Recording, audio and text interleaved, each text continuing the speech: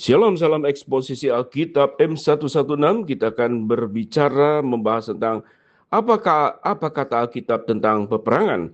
Banyak orang yang salah paham mengartikan perintah jangan mematikan atau lantas menerapkannya dalam konteks perang. Alkitab sebetulnya mengatakan jangan membunuh. Keluaran 20:13. Kata Ibrani yang dipakai untuk merujuk kata membunuh ini pada dasarnya berarti mematikan seseorang secara direncanakan lebih dahulu dengan kebencian. Allah sering memerintahkan orang-orang Israel untuk pergi berperang dengan bangsa lain. 1 Samuel 15 ayat 3, Yosua 4:13. Allah juga memberitakan hukuman mati untuk berbagai kejahatan. Keluaran 21 ayat 12, 21 ayat 15, 22 ayat 19, Imamat 20 ayat yang ke-11. Jadi Allah sama sekali bukan melarang mematikan orang dalam keadaan apapun, namun yang dilarang adalah pembunuhan. Perang tidak pernah merupakan hal yang baik, namun kadang-kadang memang dibutuhkan. Dalam dunia yang penuh dengan orang-orang yang berdosa, Roma 3:10-18, perang tidak terhindarkan. Kadang-kadang satu-satunya cara untuk mencegah orang-orang berdosa melakukan bencana lebih besar adalah dengan memerangi mereka. Perang adalah hal yang mengerikan. Perang selalu merupakan akibat dari dosa, Roma 3:10-18. Dalam perjanjian lama, Allah memberitakan orang-orang Israel untuk lakukanlah pembalasan orang Israel kepada orang Midian. Bilangan 31 ayat yang kedua. Lihat pada Ulangan 20 ayat 16 sampai dengan ke-17.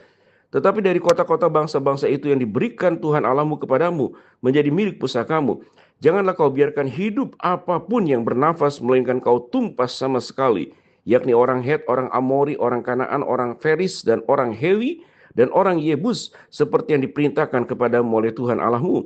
Keluaran 17 ayat 16 mengatakan, ia berkata, tangan di atas panji-panji Tuhan. Tuhan berperang melawan orang Amalek turun-temurun. Juga dalam 1 Samuel 15 ayat 18, Tuhan telah menyuruh engkau pergi dengan pesan, pergilah, tumpaslah orang-orang berdosa itu, yakni orang Amalek. Berperanglah melawan mereka sampai engkau membinasakan mereka. Jelas, kalau Allah tidak menentang peperangan, Yesus tentunya akan selalu sepaham dengan Bapa, Yohanes 10:30. Karena hal itu, kita tidak bisa mengatakan bahwa perang adalah kehendak Allah dalam perjanjian lama. Allah tidak pernah berubah. Maleakhi 3 ayat yang ke-6, Yakobus 1 ayat 17. Kedatangan Yesus yang kedua kali juga akan penuh dengan kekerasan. Wahyu 19 ayat 10 sampai 21 mengatakan, lalu aku melihat sorga terbuka, sesungguhnya ada seekor kuda putih dan ia yang menunggangnya bernama Yang Setia dan Yang Benar. Ia menghakimi dan berperang dengan adil, dan matanya bagaikan nyala api, di atas kepalanya terdapat banyak mahkota, daripadanya ada tertulis suatu nama yang tidak diketahui seorang pun, kecuali ia sendiri. Dan ia memakai jubah yang telah dicelup dalam darah, dan namanya ialah Firman Allah. Dan semua pasukan yang di sorga mengikuti dia. Mereka menunggang kuda putih dan memakai lenan halus yang putih bersih. Dan dari mulutnya keluarlah sebilah pedang tajam yang akan memukul segala bangsa. Dan ia akan menggembalakan mereka dengan gada besi. Dan ia akan memeras anggur dalam kilangan anggur, yaitu kegeraman murka Allah yang maha kuasa. Daripada jubahnya dan pahanya tertulis suatu nama, yaitu Raja segala raja dan Tuan di atas segala tuan. Lalu aku melihat seorang malaikat berdiri di dalam matahari, dan ia berseru dengan suara nyaring kepada semua burung yang terbang di tengah langit. Katanya, marilah ke sini dan berkumpullah untuk turut dalam perjamuan Allah.